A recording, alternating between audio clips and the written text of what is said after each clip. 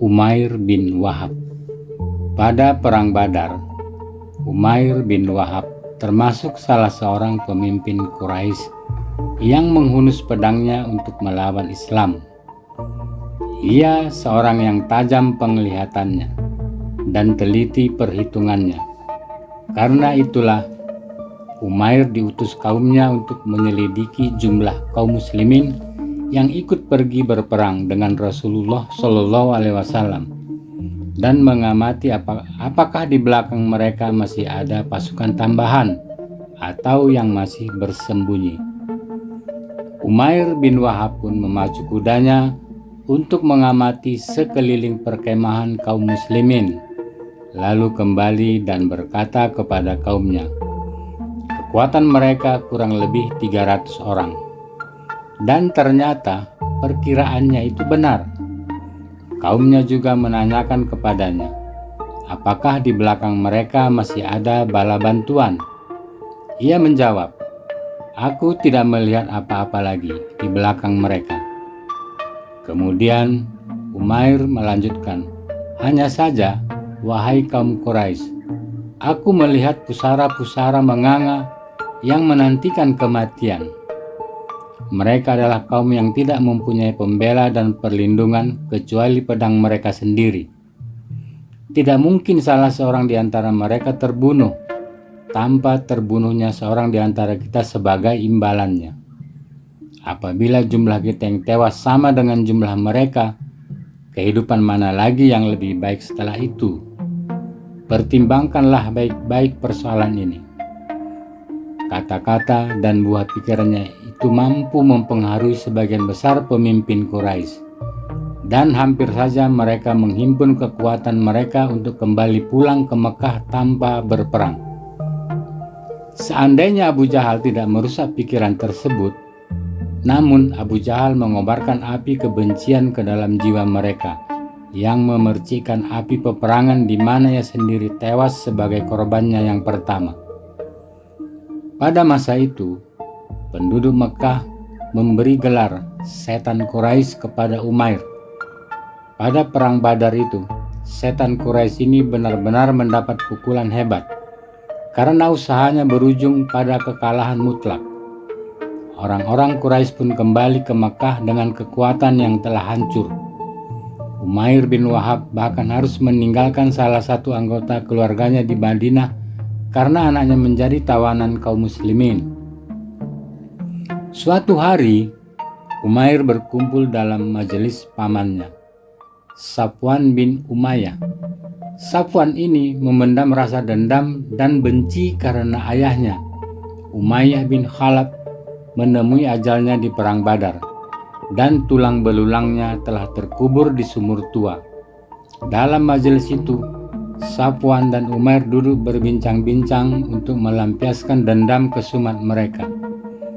Sungguh tak ada lagi gunanya kita hidup setelah peristiwa itu, kata Safwan. Umair menjawab, engkau benar, dan sungguh kalau bukan karena utang yang belum kubayar dan keluarga yang ku khawatirkan akan terlantar sepeninggalku, niscaya aku berangkat mencari Muhammad untuk membunuhnya. Sebenarnya, aku mempunyai alasan kuat untuk mengelabuinya. Aku akan mengatakan bahwa aku datang untuk membicarakan anakku yang tertawan. Safwan pun tertarik dengan ungkapan Umair tersebut dan berkata, biarlah aku yang menanggung utangmu. Aku akan melunasi semua dan keluargamu hidup bersama keluargaku. Aku akan menjaga mereka seperti aku menjaga keluargaku. Umair pun menjawab, bila demikian, mari kita simpan rahasia kita ini.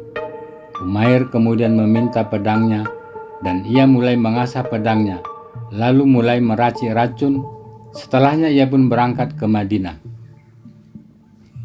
Ketika Umar bin Khattab sedang bercakap-cakap dengan sejumlah kaum muslimin tentang perang Badar dan mereka menyebut-nyebut pertolongan Allah kepada mereka, tiba-tiba Umar melihat Umair bin Wahab yang baru saja menambatkan tunggangannya di depan masjid dan siap mempergunakan pedangnya.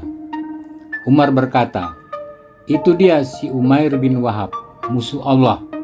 Demi Allah, ia pasti datang dengan maksud jahat. Dialah yang telah menghasut orang banyak dan mengerahkan mereka untuk memerangi kita di perang Badar." Umar lalu masuk menghadap Rasulullah Shallallahu Alaihi Wasallam dan berkata, "Ya Nabi Allah, itu si Umair musuh Allah. Ia telah datang siap menghunus pedangnya." Rasulullah Shallallahu Alaihi Wasallam menjawab, "Suruhlah ia masuk menghadapku." Umar pergi mengambil pedangnya dan menimang-nimangnya di tangan, sembari mengatakan kepada orang-orang Ansor yang hadir di tempat tersebut agar mereka semua masuk dan duduk di dekat Rasulullah sambil mengawasi tindak tanduk orang jahat ini. Umar lalu membawa masuk Umair menghadap Nabi sambil membawa pedangnya yang tersandang di pundaknya. Dan ketika Rasulullah Shallallahu Alaihi Wasallam melihatnya, beliau bersabda, "Biarkanlah ia, wahai Umar. Silakan, wahai Umair." Umair pun mendekat seraya berkata, "Selamat pagi." Karena itu adalah ucapan jahiliyah, maka Nabi Shallallahu Alaihi Wasallam bersabda, "Sesungguhnya Allah telah memuliakan kami dengan ucapan kehormatan yang lebih baik daripada ucapanmu, wahai Umair, yaitu ucapan salam yang merupakan penghormatan bagi ahli surga." Umair berkata, "Aku baru mendengar soal itu." Rasulullah Shallallahu Alaihi Wasallam kemudian mulai bertanya, "Apa maksud datang ke sini, wahai Umair?" "Kedatanganku ke sini sehubungan dengan tawanan yang berada di tanganmu," jawab Umair. Rasulullah pun berkata, "Apa maksud pedangmu yang tersandang itu?" Umair menjawab, "Pedang-pedang yang tidak berguna. Menurutmu apakah manfaatnya pedang itu bagi kami?" Namun Rasulullah menegaskannya, "Berkatalah terus terang, wahai Umair, apa maksud kedatanganmu yang sebenarnya?" Umair pun menjawab, "Aku tidak datang selain untuk itu." Menanggapi itu, Rasulullah Shallallahu Alaihi Wasallam berkata, "Bukankah engkau telah duduk bersama Safwan bin Umayyah di atas batu? Lalu engkau berbincang-bincang tentang orang-orang Quraisy yang tewas di sumur Badar. Dan engkau berkata, kalau bukan karena utang dan keluargaku, niscaya aku akan pergi membunuh Muhammad. Kemudian Safwan menjamin akan membayar utangmu dan menanggung keluargamu, asal kamu membunuhku. Padahal Allah telah menjadi penghalang bagi maksudmu itu." Seketika itu juga Umair pun berteriak, "Aku bersaksi bahwa tiada Allah yang berhak disembah selain Allah, dan aku bersaksi bahwa engkau adalah utusan Allah." Perbincangan itu tidak ada yang menghadirinya selain aku dengan Safwan saja. "Demi Allah, tidak ada yang memberi kabar kepadamu selain Allah. Puji syukur kepada Allah yang telah menunjukkan aku kepada Islam." Rasulullah Shallallahu Alaihi Wasallam pun bersabda kepada sahabat-sahabat beliau, "Ajarilah saudaramu ini tentang agama, bacakanlah Al-Quran kepadanya, dan bebaskanlah tawanannya." Allahu Akbar. Sejak saat itu, akhirnya Umair bin Wahab memeluk Islam. Orang yang dulunya mendapat julukan setan Quraisy itu kini telah memeluk Islam. Ia telah diliputi oleh cahaya Rasul dan lentera Islam seluruhnya, hingga tiba-tiba dalam sekejap hatinya telah berbalik menjadi pembela Islam yang gigih. Umar bin Khattab bahkan sampai berkata, "Demi zat yang diriku di tangannya, aku lebih suka melihat babi daripada si Umair pada awal ia muncul di hadapan kami. Tetapi sekarang aku lebih suka kepadanya daripada sebagian anakku sendiri." Umair pun duduk merenungkan kelapangan agama ini dan kebesaran Rasulnya. Ia teringat masa-masa silamnya di Mekah, ketika ia merencanakan tipu muslihat busuk dan memerangi Islam, tepatnya sebelum Rasulullah dan sahabat-sahabat beliau hijrah ke Madinah. Biiznillah, semua kejahatan itu pada akhirnya terhapus dalam sekejap oleh ucapan syahadatnya. Allahu Akbar. Betapa pemaaf dan sucinya Islam rahmatan lil alamin ini. Beginikah kiranya Islam yang dalam sekejap saja bersedia menghapus segala kejahatan dan tipu muslihat Umair yang lalu, kemudian membuka tangan untuk merangkulnya. Beginikah akhirnya seseorang yang hampir dibunuh oleh Umar bin Khattab beberapa saat sebelumnya, sekarang berubah dicintai melebihi cintanya kepada anak cucunya sendiri. Kalau satu detik kejujuran yang membawa Umair menyatakan keislamannya itu telah membawa keberuntungan bagi Umair dengan mendapatkan penghargaan, kemuliaan, ganjaran dan penghormatan dari Islam, itu berarti tidak ada penilaian lain bahwa Islam adalah agama yang besar.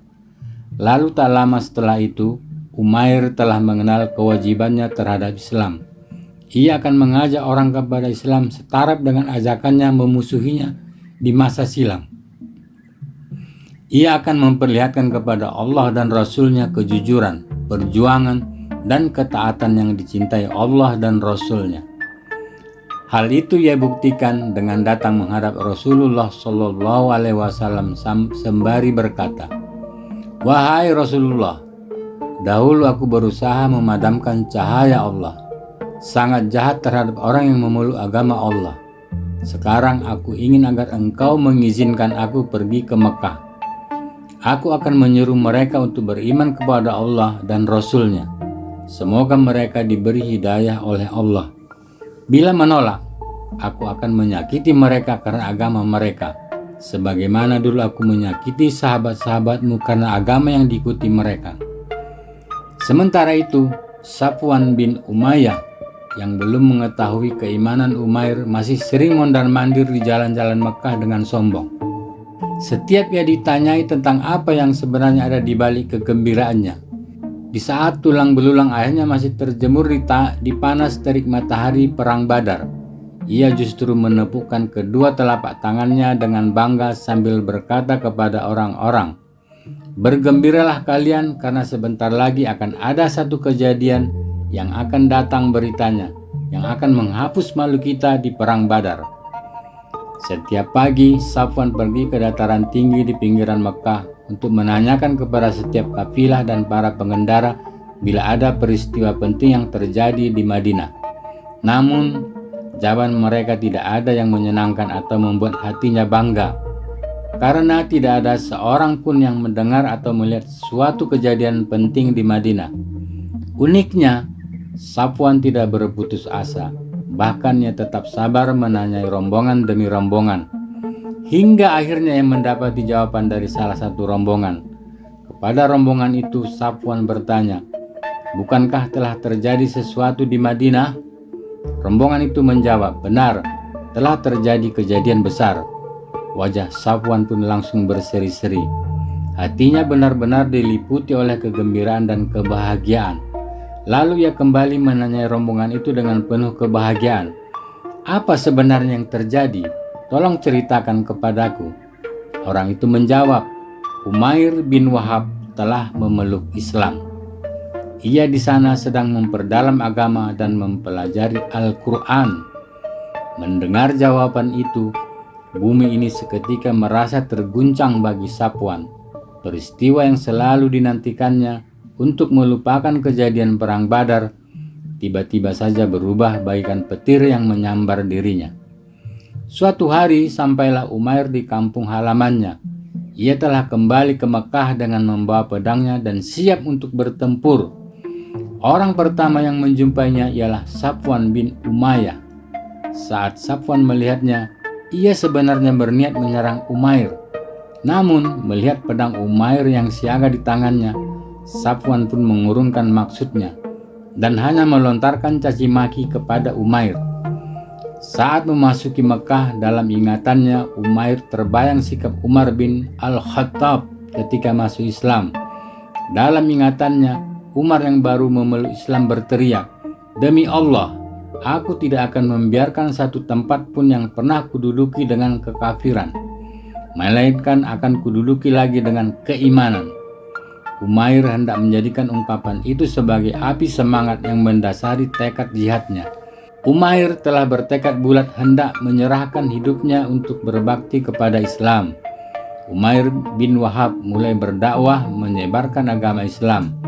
baik siang maupun malam. Dari lidah dan ucapannya keluar kalimat dan kata-kata yang benar, yang digunakannya untuk menyuruh orang-orang kepada keadilan, kebaikan, dan kebajikan. Di tangan kanannya tergenggam teguh pedangnya yang akan menciutkan hati setiap penghalang jalan menuju kebaikan. Dalam beberapa pekan saja, orang-orang yang mendapat petunjuk masuk Islam melalui perantara usaha Umair bin Wahab melebihi perkiraan yang melintas dalam angan-angan Umair. Umair pergi membawa mereka dalam satu barisan yang panjang untuk hijrah ke Madinah secara terang-terangan. Padang pasir yang mereka lalui dalam perjalanan itu seolah-olah tidak dapat menyembunyikan kekaguman dan keheranan terhadap pria yang belum lama ini melintasinya dengan pedang terhunus untuk membunuh Rasulullah Shallallahu Alaihi Wasallam. Pada hari pembebasan Mekah, Umair tidak ingin melupakan sahabat karibnya, Safwan bin Umayyah. Ia pergi untuk menyampaikan kepadanya kebaikan Islam dan mengajaknya untuk memeluknya. Setelah ternyata tidak ada lagi kesangsian terhadap kebenaran Rasul dan apa yang dibawanya, namun saat itu Safwan rupanya telah bersiap-siap pergi ke Jeddah untuk berlayar ke Yaman. Umair merasa sangat kasihan melihat sikap Safwan, maka ia pun bertekad untuk menyelamatkan sahabatnya itu dari jalan kesesatan. Umair langsung pergi menjumpai Rasulullah dan berkata, "Wahai Nabi Allah, sesungguhnya Safwan hendak pergi melarikan diri mengarungi lautan karena takut kepada engkau. Berilah jaminan keamanan. Semoga Allah melimpahkan karunia-Nya kepadamu." Rasulullah menjawab, "Dia aman." Umair lalu berkata, "Ya Rasulullah, berilah aku suatu tanda sebagai bukti keamanan darimu." Rasulullah pun memberikan sorban yang dipakainya sewaktu memasuki Mekah. Umair pergi dengan sorban itu dan berhasil mendapatkan Safwan yang ketika itu sudah hendak berlayar. Ia berteriak kepadanya, "Ayah dan ibuku menjadi jaminan bagimu. Ingatlah kepada Allah. Janganlah engkau berputus asa. Inilah tanda keamanan dari Rasulullah yang sengaja aku bawa untukmu."